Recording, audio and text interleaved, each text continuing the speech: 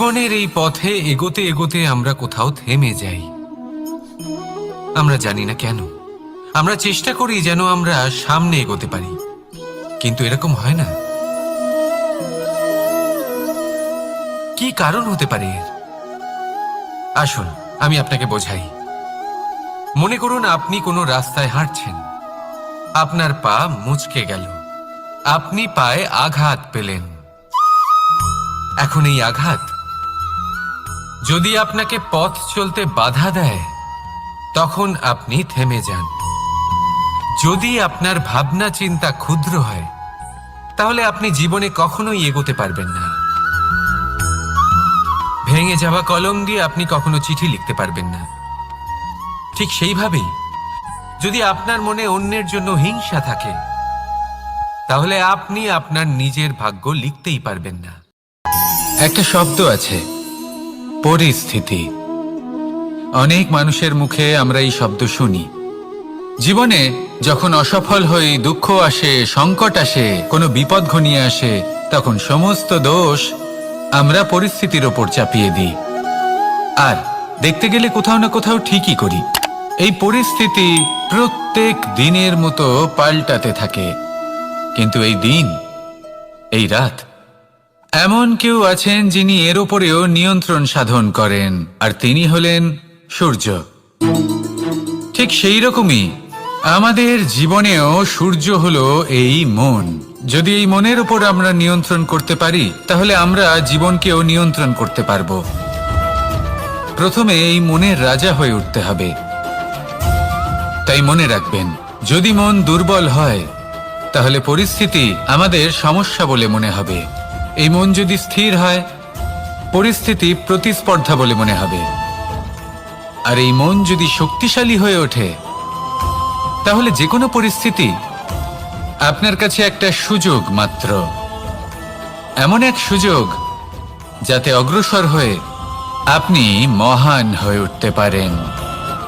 এই মনের শক্তির বৃদ্ধি ঘটান, মহান হয়ে উঠুন, আর আমার সাথে ভালোবেসে বলুন, রাধা রাধা। খুব সুন্দর একটা কাহিনী আছে। একবার এক ব্যক্তি নিজের অসফলতার জন্য ত্রস্ত হয়ে সময় দেবতার তপস্যা করতে বসলেন। উনি তপস্যা করলেন এবং সময় দেবতা প্রসন্ন হলেন। মানুষের রূপ ধারণ করে ওনার সামনে প্রকট হলেন। এবার সেই ব্যক্তি ওনাকে জিজ্ঞেস করলেন যে কি এমন আছে যার জন্য আপনি বারবার জয়ী হন আর আমি চিরকাল পরাজিত হয়ে থাকি? কেন এত পরিশ্রম করা সত্ত্বেও আমি সাফল্য লাভ করতে পারি না? তখন সময় দেবতা উত্তর দিলেন যে দিন হোক বা রাত, ঝড় হোক বা ভূমিকম্প, রোদ হোক বা বৃষ্টি হোক, সময়ের সূত্রপাত হোক বা প্রলয়, আমি থামি না, আমি চলতেই থাকি। আর সেই জন্য যিনি থেমে যান তিনি পরাজিত হন আর আমি জয়ী হই। এটাই আমাদের শিখতে হবে। জীবনে সবসময় চলতে থাকুন, কখনো থামবেন না। হ্যাঁ, কিছুক্ষণের জন্য বিরতি নিতে পারেন, বিশ্রাম করার জন্য, নিজেকে আরো সশক্ত করে তোলার জন্য, কিন্তু থেমে যাবেন না। নিরন্তর কর্ম করতে থাকুন, পরিশ্রম করতে থাকুন, তবেই এই সংসার আপনাকে মনে রাখবে। আসুন আমার সাথে ভালোবেসে বলুন, রাধা রাধা। আমাদের জীবনে গুরুজনেরা, জ্ঞানী মানুষজন সবসময় একটা কথা বলেন, ধৈর্য ধরো। শুধুমাত্র দুটো শব্দ, কিন্তু কতটা বিশাল সেটা বোঝার চেষ্টা করুন। ছোট একটা অস্ত্র হাতে নিন এবং একটা বিশাল পর্বতে নিরন্তর প্রহার করতে থাকুন, ধৈর্য ধরে সেই কাজ করতে থাকুন। এমন একদিন আসবে, এই বিশাল পর্বতে আপনি একটা পথ তৈরি করবেন। কোনো ধনুর্ধর যখন নিজের বিদ্যা অর্জন করেন, তখন তাকেও ধৈর্য ধরতে হয়, তার নিজেকে সময় দিতে হয়, তবেই সে ধনুর্বিদ্যা শিখতে পারে। সেইভাবে আমাদের জীবনেও ধৈর্য ধরার খুব প্রয়োজন। পরিবারে ধৈর্য রাখতে পারলে তাহলে আস্তে আস্তে দেখবেন প্রেম বৃদ্ধি পাচ্ছে। সমাজে যদি ধৈর্য রাখতে পারেন, তাহলে আস্তে আস্তে এই সমাজ আপনাকে সম্মান করবে।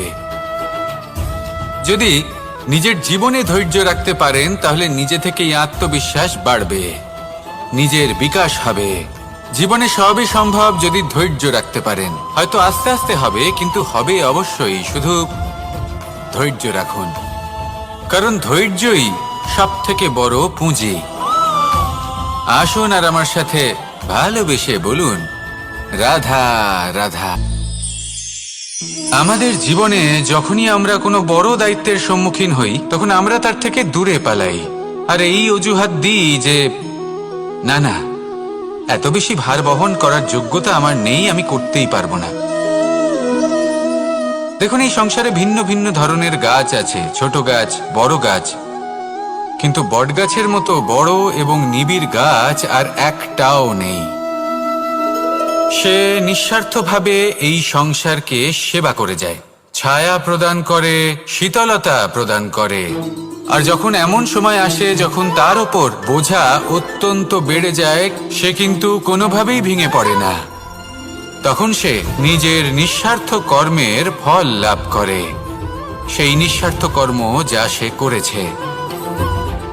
তার দেহ থেকে ছোট ছোট ঝুড়ি বার হয় এবং তা কাণ্ডের আকার ধারণ করে। সেই কাণ্ড মাটির কাছে পৌঁছয় এবং তারপর তা বটগাছের সহায়ক হয়ে ওঠে, সে ভেঙে পড়ে যায় না। এইভাবে আপনিও জীবনে নিঃস্বার্থভাবে সবার সেবা করুন, ভালোবাসুন, সবাইকে সাহায্য করুন। যেদিন আপনার ওপর বোঝা অত্যন্ত বেড়ে যাবে, সেদিন এই সব মানুষ আপনাকে সাহায্য করার জন্য আসবেন, আপনার শক্তি হয়ে উঠবেন, আর আপনি বটগাছের মতোই মহান এবং বিশাল হয়ে উঠবেন। আসুন আর আমার সাথে ভালোবেসে বলুন, রাধা রাধা। মানুষ তার জীবনে দুই ধরনের পরিস্থিতিকে খুব ভয় পায়। এক, কোনো কারণবশত কারোর সামনে নত হওয়া। দুই, কোনো কারণে নিজের চরিত্র থেকে, নিজের মূল্যবোধ থেকে বিচ্যুত হওয়া। এবার কেন হয় এরকম যে কথায় কথায় কারোর সামনে নত হতে হয়? কেন বারংবার নিজের চরিত্র থেকে চ্যুত হতে হয়? এরকম কেন হয়? এটা তখনই হয় যখন আমাদের শিক্ষা এবং মূল্যবোধের অভাব থাকে। যদি মানুষের মধ্যে প্রকৃত শিক্ষা থাকে, তাহলে এই সংসারে কোনো সময় এবং কারোর সামনেই নত হওয়ার কোনো প্রয়োজন নেই। যদি মানুষের মধ্যে মূল্যবোধ থাকে, তাহলে তাকে নিজের মূল্যবোধ বা চরিত্র থেকে বিচ্যুত হতে হয় না, তা সে যাই হয়ে যাক না কেন। কোনো বালককে যদি জন্ম থেকেই সুশিক্ষার অধিকারী করা হয়, শিক্ষিত করা হয়, মূল্যবোধের অধিকারী করা হয়, তবে সে এই সংসারে এমন কর্ম করবে যাতে সে নিজেকে, নিজের পরিবারকে, সমগ্র সমাজকে গর্বিত করতে পারে। শিক্ষা লাভ করুন, মূল্যবোধ লাভ করুন এবং আমার সাথে ভালোবেসে বলুন, রাধা রাধা। জীবনে তিনটি বিষয় আছে, তিনটি বস্তু আছে, তারা যেন আপনাকে কখনো বশে না করে নিতে পারে। প্রথম হলো ধন। ধন যতক্ষণ আপনি ব্যবহার করতে থাকেন, যতক্ষণ তা আপনার কাজে আসছে, ততক্ষণ ঠিক আছে, এই ধন আপনার কাছে অমৃত। কিন্তু যখন এই ধন আপনাকে ব্যবহার করতে শুরু করে, বুঝে যাবেন যে আপনার পতনের সময় শুরু হয়েছে। দ্বিতীয় বিষয়, ফেলে আসা অতীত। যাই করুন, আপনি অতীত পাল্টাতে পারবেন না, আর এই সত্যিটা আপনিও জানেন। কিন্তু তাও এর বশবর্তী আমরা হয়ে পড়ি, আর যখন তাই হয়, তখন এই সংসারে আমরা যেখানেই যাই না কেন, যত বড়ই সুখ লাভ করি না কেন, সেই সব আমাদের কাছে তিক্ত বলে মনে হয়। তৃতীয় বিষয়, আপনার আশেপাশের মানুষ ভিন্ন ভিন্ন ধরনের মানুষ হয়, যাদের চিন্তা ভাবনা এবং দৃষ্টিভঙ্গি ভিন্ন ভিন্ন প্রকারের। যদি এদের বশবর্তী আপনি হয়ে পড়েন, তাহলে কেউ বলবে এটা করো, এটা ভালো, কেউ বলবে এটা করো না, ওটা করো, ওটা ভালো কাজ, কেউ বলবে এই দুটোই করো না, অন্য কিছু করো। এই কথাগুলিতে আপনি এতটাই জড়িয়ে পড়বেন যে আপনি লক্ষ্যভ্রষ্ট হয়ে পড়বেন। তাই এই তিন বিষয় থেকে সাবধানে থাকবেন। যদি কোনো কিছু বশ করতে হয়, তাহলে আপনাকে বশ করতে হবে আপনার আজকে, নিজের বর্তমানকে। এটা খুব প্রয়োজনীয়। এটা ভাববেন যে এই সময়ের সদ্ব্যবহার আমি কিভাবে করব, সময়কে শাসন কিভাবে করব, ওই কর্ম কিভাবে করব যাতে ভবিষ্যতে কখনো আমার আফসোস না হয়, বরং এই সংসার আমাকে নিয়ে গর্ব করবে, সেই কর্ম করুন। আর যখন আপনি এটা শিখে নেবেন, তখন আপনি নিজেই নিজেকে প্রকৃত অর্থে ভাগ্যশালী করে তুলবেন।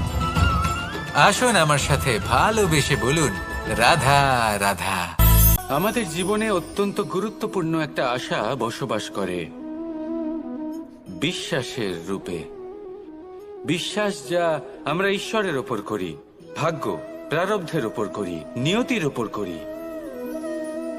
যখনই ভালো কিছু হয় আমরা বলি এ হলো ঈশ্বরের দয়া, যখন খারাপ কিছু হয় আমরা বলি এ হলো ঈশ্বরের মায়া। কখনো ঈশ্বর বা ভাগ্য বা প্রারব্ধ বা নিয়তি। আপনি নিজে কোথায় তা কখনো ভেবেছেন? আপনি বিশ্বাস করছেন ঈশ্বরের উপর, প্রারব্ধের উপর, কখনো নিজের উপর করেছেন? আমি আপনাকে একটা সহজ কথা বলি, যদি আপনি ঈশ্বরের উপর বিশ্বাস রাখেন, শুধুই ঈশ্বরের উপর বিশ্বাস, তাহলে আপনি সেটাই পাবেন যেটা আপনার ভাগ্যে লেখা রয়েছে। কিন্তু যদি আপনি নিজের উপর বিশ্বাস রাখেন, আত্মবিশ্বাস রাখতে শেখেন, তাহলে ঈশ্বর আর নিয়তি দুজনে মিলে আপনার ভাগ্যে সেটাই লিখবে যা আপনি চাইছেন। তাই মনে রাখবেন, সাফল্যের পথ হলো এই বিশ্বাস।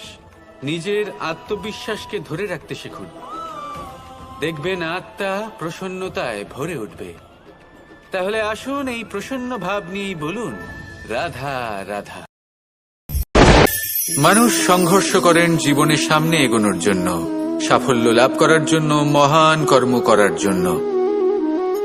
কখনো সে জীবনে একা হয়ে যায়, আবার কখনো তার জীবনে অনেক সংখ্যক লোক চলে আসেন, তাদের সাথে ভিন্ন ভিন্ন ধরনের সম্পর্ক গড়ে ওঠে। কিন্তু তখনই সাবধান থাকা প্রয়োজনীয়, কারণ সব সম্পর্ক সত্য হয় না। যেমন দেখবেন, যখন সাফল্য আসে তখন জীবনে অনেকগুলো সম্পর্কও আসে, নতুন নতুন সম্পর্ক গড়ে ওঠে। কিন্তু যখন ব্যর্থতা আসে তখন খুব কম সম্পর্ক গড়ে ওঠে।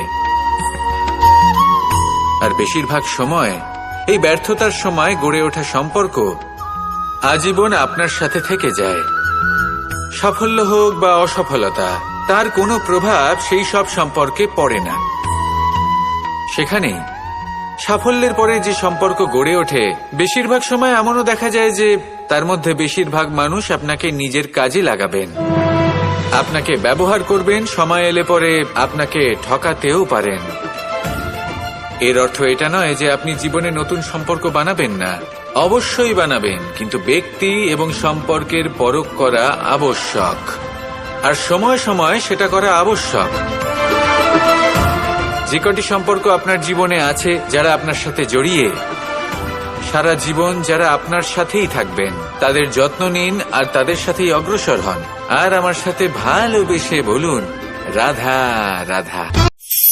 একটি নৌকা বিশাল একটি সাগরে ভেসে চলে, কখনো যাত্রীদের বা কখনো বিশাল বস্তুকে নিজের সাথে বহন করে নিয়ে চলে, এক স্থান থেকে অন্য স্থানে পৌঁছে দেয়। এই নৌকা কখনো সাগরে আটকে পড়ে বা কখনো ডুবে যেতেও পারে, কিন্তু এই নৌকা তখন ডুবে যায় না যখন এর আশেপাশে অধিক মাত্রায় জল থাকে। এটা তখন ডুবে যায় যখন ও নিজের আশেপাশের থাকা জলকে নিজের ভেতরে প্রবেশ করতে দেয়।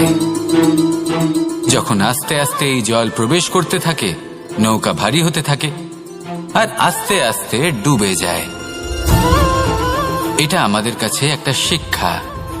হতেই পারে আমাদের এই সংসারে, আমাদের জীবনে আশেপাশে অনেক বেশি মাত্রায় নেতিবাচক শক্তি থাকবে, ঈর্ষা থাকবে, বিদ্বেষ, ঘৃণা বা ভয় থাকবে, কিন্তু মনের এই নৌকা শুধু তখনই ডুববে যখন আপনি এই নেতিবাচক শক্তিকে নিজের ভেতরে প্রবেশ করতে দেবেন।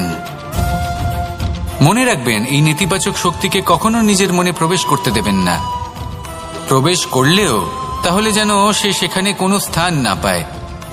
শুধু এই বিষয়টা খেয়াল রাখলে আপনার মনের এই নৌকা জীবনের এই সাগরে সব সময় ভেসে থাকবে, আর এই মন প্রসন্ন হয়ে বলবে, রাধা রাধা। আজ আপনাকে একটা গল্প শোনাচ্ছি। একদিন এক ব্যক্তি নিজের দ্বারে লিখে দিলেন, আজ আমি ভীষণ দুঃখী, আজ আমার সাথে কেউ দেখা করতে আসবেন না।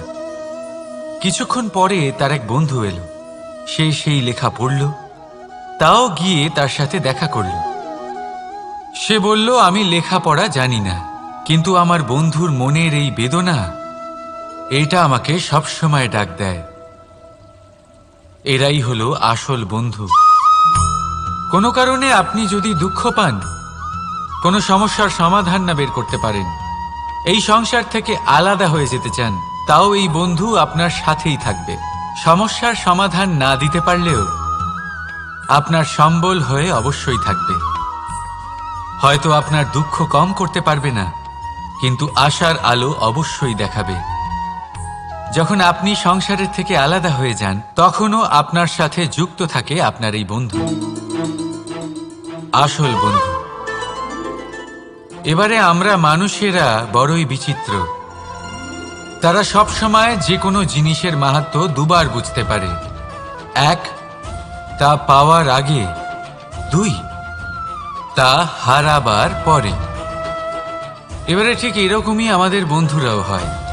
যদি আজ আপনার বন্ধুরা আপনার সাথে থাকে, তাদের প্রতি কৃতজ্ঞ থাকুন, তাদের প্রসন্ন রাখুন, তাদের মাহাত্ম্য বুঝুন। কারণ একবার আপনি এদের হারালে অনুতাপ করলেও আর এদের ফেরত পাবেন না। তাই ভালোবাসুন, বন্ধুত্ব বজায় রাখুন, আর আমার সাথে প্রসন্ন হয়ে বলুন, রাধা রাধা। আমাদের মধ্যে বহু মানুষ মাঝে মাঝে নিজেকে অকর্মণ্য মনে করি। ভেবে নিই যে এত চেষ্টা করার পরেও কিছুই পেলাম না, আর হয়তো পরেও কিছুই পাব না।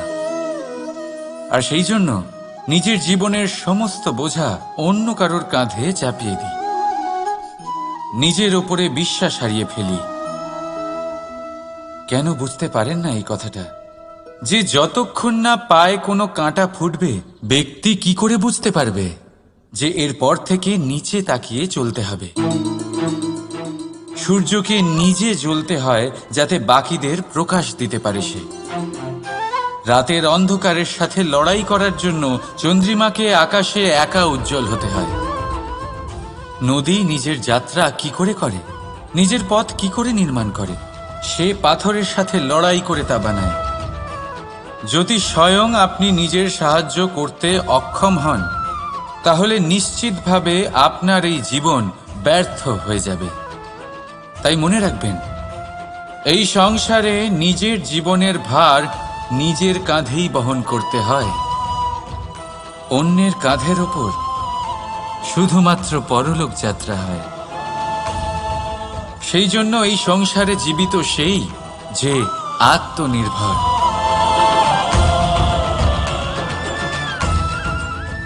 রাধা রাধা।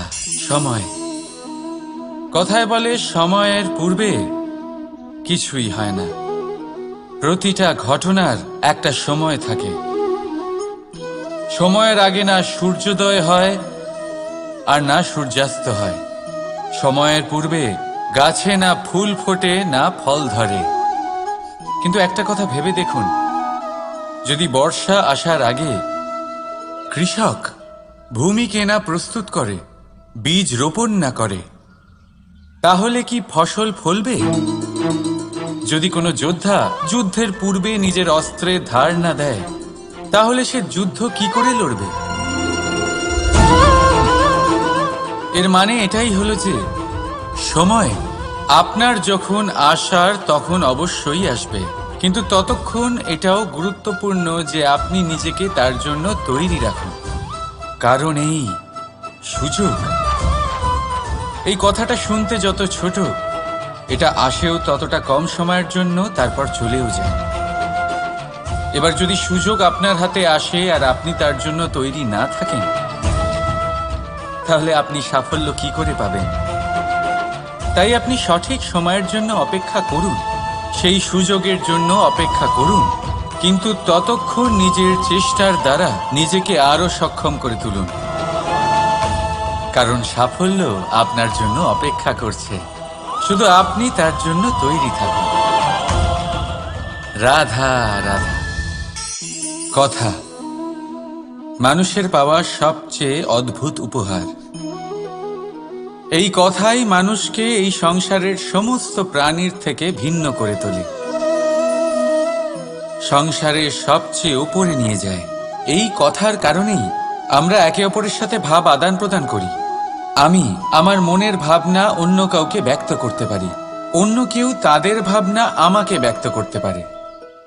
এই কথাই আমাদের সবচেয়ে বড় ঢাল। এবারে দেখুন, আপনি নিশ্চয়ই লক্ষ্য করেছেন কারোর কথা মধুর হলে লোকে তাকে ভালোবাসে, তাকে নিজের বন্ধু বানায়। সেইভাবেই যদি কারোর কথা কঠোর হয় তাহলে লোকে তাকে ঘৃণা করে, তাকে নিজের শত্রু মনে করে। এই কথাই ভাষা হয়ে আমাদের ইতিহাস রচনা করে। তবে আমরা কি সত্যি বাণীর বিষয়ে অতটাই ভাবি যতটা আমাদের ভাবা উচিত? ভেবে দেখুন, মানুষের কথা বলতে শিখতে কত সময় লাগে। কোনো বালক 1.5 বছর বয়সে কথা বলতে শেখে, কেউ 2 বছরে, কেউ 3। এবার দেখুন, মানুষ 1.5 বছর বয়সে কথা বলতে শিখে গেলেও তার কি বলা উচিত এটা সারা জীবনেও শিখতে পারে না।